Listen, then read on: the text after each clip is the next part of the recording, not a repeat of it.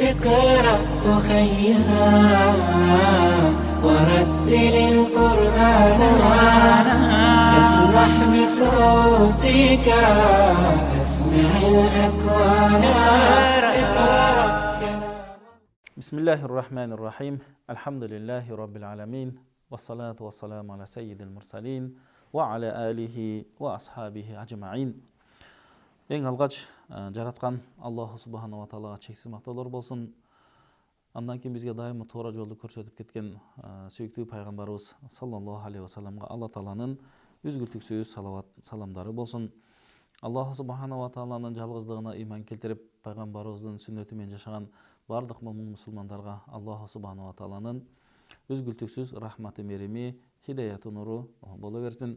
Урматтуу мусулман бир туугандар, бүгүн сиздер менен Марва студиясынан чыгарылып жаткан Куран аяттары программасында кыскача Наср сүрөсүнө анын кандай маанилерине, маңыздарына көз чаптырып кете турган болсок, мына бул Наср сүрөсү Курандагы 110 сүрө, катары менен айтканда Мединада түшүрүлгөн жана 3 аяттан турган аят деп билинет. Ең биринчи эле аяты Алла Таала айтат: Аузу биллахи минаш шайтанир раджим. Иза жаа насруллахи вал фатх. Качан Алладан жардам жана жеңиш келген кезде деген маанини айтылып атат бул жерде. Демек Алла Тааланын жардамы пайгамбарыбыз саллаллаху алейхи вассаламга жана сахабаларга болуп, мына ошол пайгамбарыбыздын кылган даватынын туура иш алып барганын негизинде адамдарга Алла Таала көп адамдарга хидаят берип, адамдар көп болуп, жамаат болуп, топ болуп динге кирип атканын мына ошол жерде баяндалып атат. Ал эми фатх деген сөзү бул жерде бул ачуу деген сөз. Бул ошол Хижрийдин 8-жылында пайгамбарыбыз Мадинага көчкөн. Мадинада 8 жыл жашагандан кийин ошол биздин жыл сынак мусулмандаркы пайгамбарыбыздын Маккадан Мадинага көчкөнүнөн эсептелгендиктен ошол 8-хижри жылы пайгамбарыбыз барып Меккени ачкан. Мына ошол Фатх Макканы, Меккенин ачылуусу деген мына ошол жерде дагы айтылып атат. Демек, чындыгында Алла Тааланын жардамы, Алла Тааланын жеңиши келген кезде вараайтан-наса ядхулуна фи диниллахи афважа.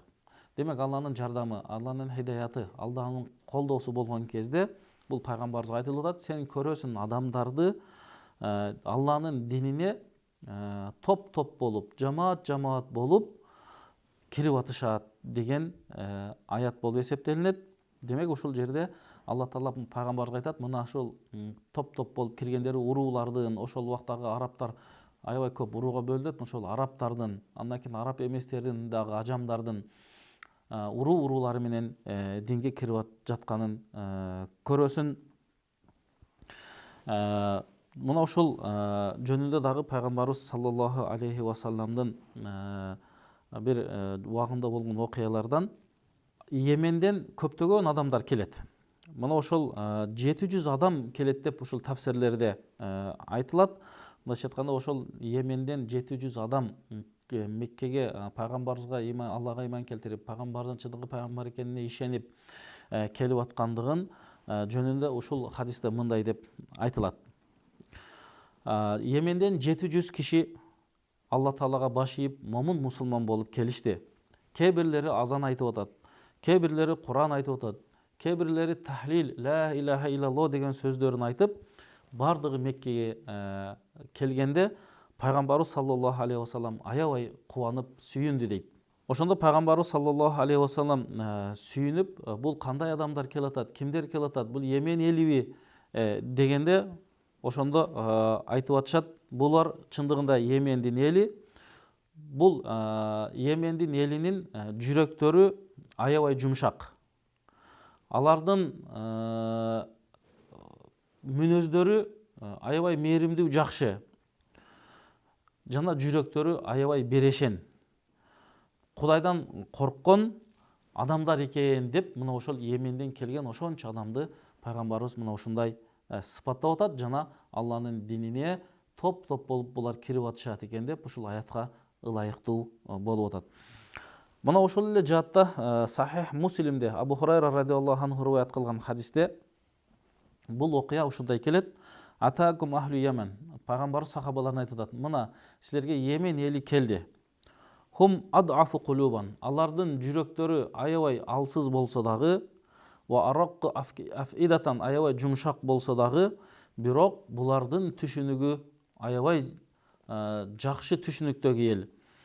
Жана өтө данышман ел" деп пайгамбарыбыз мына ошону Йеменден келген элди сахабаларга сыпаттап айтып атат. Демек, мына ошол пайгамбарыбыз саллаллаху алейхи вассаламдын кылган даваты, анын исламга болгон чакырыгы мына ошол Йемен жерге чейин жетип, пайгамбарыбыз бир сахабаларды жиберип, мына ошолордун ичинен Муаз ибн Жабалды жиберип, алар ошол жакта өзүнүн пайгамбарыбыздын берген тапшырмаларын аткарып, мына ошончо элдин динге киришине себеп болгондугу дагы мына ошол аятта айтылып аткандыгы, ошол адамдардын топ-топ болуп, ошол убакта Йемендин эли, башка уруулардагы бардыгы мусулман болуп динге кирилгендери айтылат. Ал эми ошол Меккедеги Курайштардан болсо дагы ушундай бир кабарлар элдин арасына тарап кетет. Мына Мухаммад азыр күчтүү болуп кетти, ал көбөйүп кетти, эми анын динине кирбесек болбой калат деген адамдар дагы мына ошондой Кудайым хидаят берип динге кирип башташкан. Ал эми кийинки аятка өтө турган болсок, фасаббих бихамди роббика вастагфир иннаху кана тавваба. Мына пайгамбарыбызга айтылып атат, Алланын жеңиши келди, Алланын жардамы келди. Мына өз көзүң менен адамдардын динге топ-топ болуп, жамаат болуп кирип жатканы, мына ушулардын бардыгына эй Мухаммад, сен Аллахка тасбих айткын, Аллахка көптөгөн мактоолорду айткын, жана дайыма истигфарларды айтып жүргүн. Истигфар деген астагфируллах деген сөздү айтуу. Бул дайыма Алла Таала менин күнөөмдү кечирүүсүн суранам деген сөз болуп эсептелинет. Иннаху кана тавваба. Чындыгында Алла Таала адамдардын тоболорун кабыл кылуучу. Адам эми ар кандай катачылык кылышы мүмкүн, ар кандай туура эмес иштерге барышы мүмкүн. Бирок Кудай хидаят берип, акылына келип, тооба кыла турган болсо, Алла Таала ал адамдын тообасын кабыл кылат дейт. Ошондуктан тооба эшиги биздин динибизде адамдын жаны тамагына келгенге чейин же күн батыштан чыкканга чейин тооба эшиги ачык болот деп айтылат.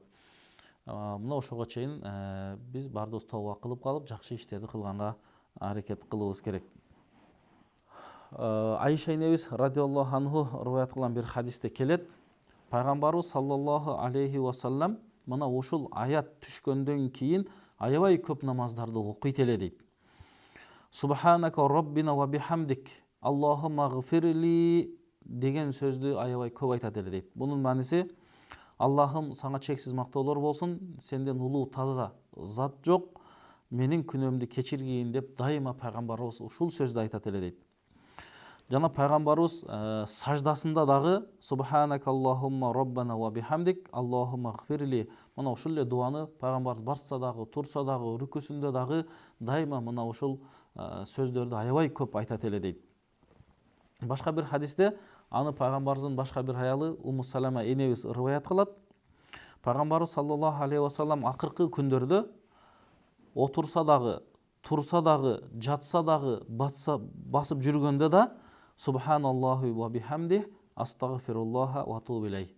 Дайыма Субханаллахи ва бихамди, улуу Алла Таалага мактоолор болсун, жана Аллахым менин күнөөмдү кечирүүсүн, менин тообамды кабыл кылуусун суранам. Мааниси ушундай. Субханаллахи ва бихамди астагфируллаха ва атубу илей. Мына ушул сөздү аябай көп айтып калды деп айтат. Кийин пайгамбарыбыздан сурашты: "Я Расулаллах, бул сөздү аябай көп айтып калдыңыз. Эмне болду?" дегенде пайгамбарыбыз: "Фа инни умирту биха." Мен ушул сөздү айтканга буйрулдум деп мына ушул Иза жаа насруллахи вал фатх сүрөсүн ушул энебизге окуп берген экен.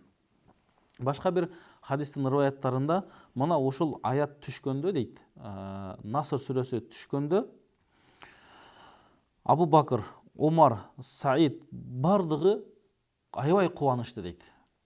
Пайгамбарыбыздын сахабалары да Алла Таала жеңишти берди бизге, мына дин орноду, аябай жакшы болду деп аябай кубанышканда, эң жаш сахабалардан, жаш болсо дагы өтө илимдүү сахабалардын бири Ибн Аббас ошол күнү ыйлайт дейт.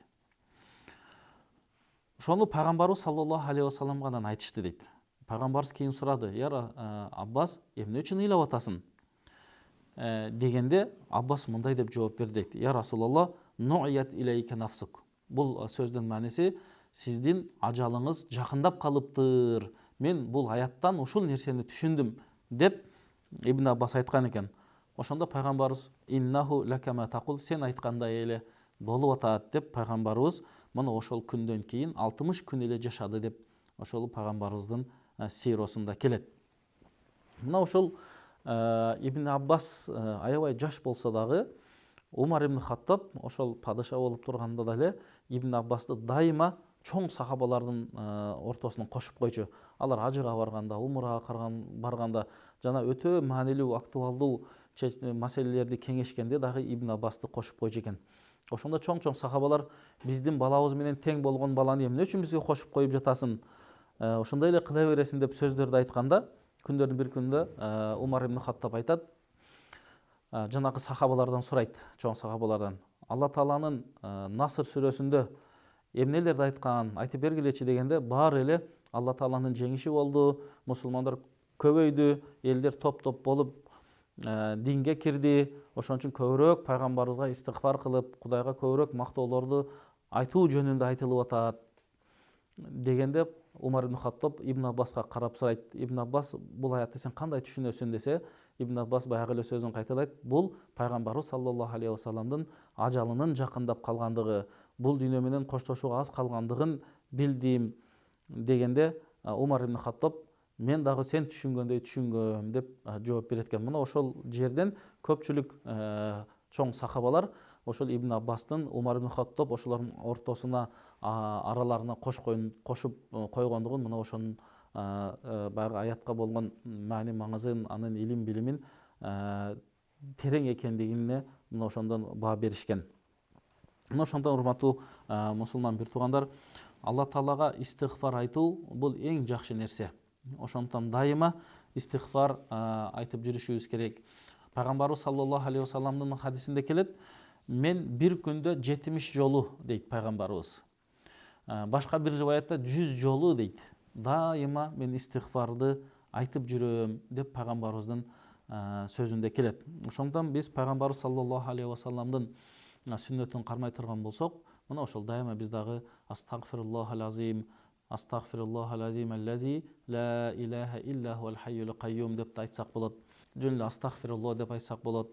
Астагфируллах ва атубу илейк деп айтсак болот. Демек кандай болсо дагы, болбосо кыргызча деле Аллахым менин күнөөмдү кечир деп мына ошол дайыма зикирлерди айтып жүрүү ар бир мусулманга милдеттүү болот. Анткени дайыма астагфируллах деген сөздү айтып жүрүү бул адамдын катачылыгын, билип билбеген кемчилигин Алла Таала кечирет деген биздин алымдарыбыздын айткан сөзү бар.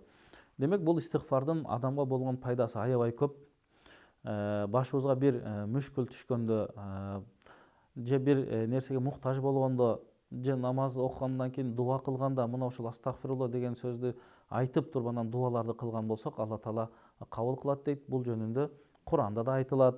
Ким көп балалуу болгусу келсе, көп байлыктуу болгусу келсе, жана бир кыйынчылык иштен чыгып кетүүнү кааласа, башына мүшкүл түшкөндө мына ушул истигфарды эч токтобостон дайыма ихлас менен айтып жүргөн болсо, Алла Таала анын бардык проблемаларын дагы, кыйынчылыктарын дагы кетирет деп бул Куранда ачык айтылган жерлери бар. Ошондон бул истигфардын эң пайдасы бул адамдын дагы туура багыт көрсөтүп, адамдын дайыма Кудай менен болгон байланышын бекемдеп тура турган сөз болуп эсептелинет.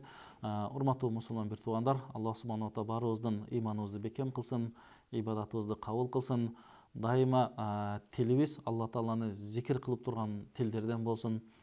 Аллах субханаху ва тааланын рахматы, мерими, хидаяты, нуру элибизге жайы берсин. Ассаламу алейкум ва рахматуллахи ва баракатух. اقرأ أخيها ورتل القرآن افرح بصوتك، أسمع الأكوان